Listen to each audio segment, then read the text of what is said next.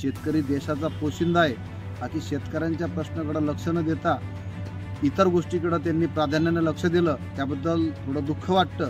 त्याकडे शासन वेळ देत नसेल तर विरोधी पक्षाने सुद्धा याविषयी मोठा आवाज उचलला पाहिजे, रस्त्यावर उतरलं पाहिजे। यासाठी मोठा उठाव होईल आणि सर्व शेतकरी संघटितपणे एखाद्या वेळेस जर उठाव झाला याचा मोठा उद्रेक होऊ शकतो। आणखी वेळ गेलेला नाही।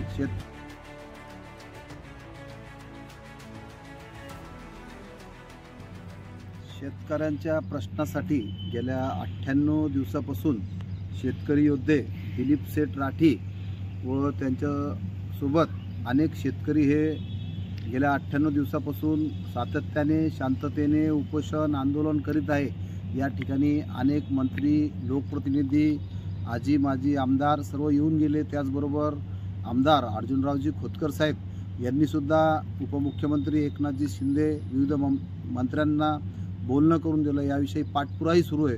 परंतु काल महसूल मंत्री चंद्रशेखर बावनकुळे साहेब जालना येथे आले होते, त्यांनी मात्र याकडे गांभीर्याने बघितलं नाही। शेतकऱ्यांचा प्रश्न हा शेतकरी देशाचा पोशिंदा आहे, बाकी शेतकऱ्यांच्या प्रश्नाकडे लक्ष न देता इतर गोष्टीकडे त्यांनी प्राधान्याने लक्ष दिलं, त्याबद्दल थोडं दुःख वाटतं।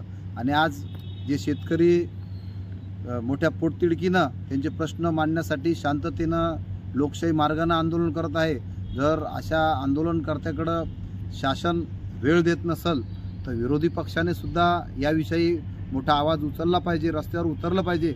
यासाठी आम्ही मराठा महासंघ असेल व शेतकऱ्यांच्या वतीने आम्हीही पाठपुरावा करत आहोत। परंतु शासनापुढं आमची पाहिजे तेवढी ताकद लागत नाही। परंतु एका दिवशी हा मोठा उठाव होईल आणि सर्व शेतकरी संघटितपणे एखाद्या वेळेस जर उठाव झाला याचा मोठा उद्रेक होऊ शकतो। आणखी वेळ गेलेला नाही।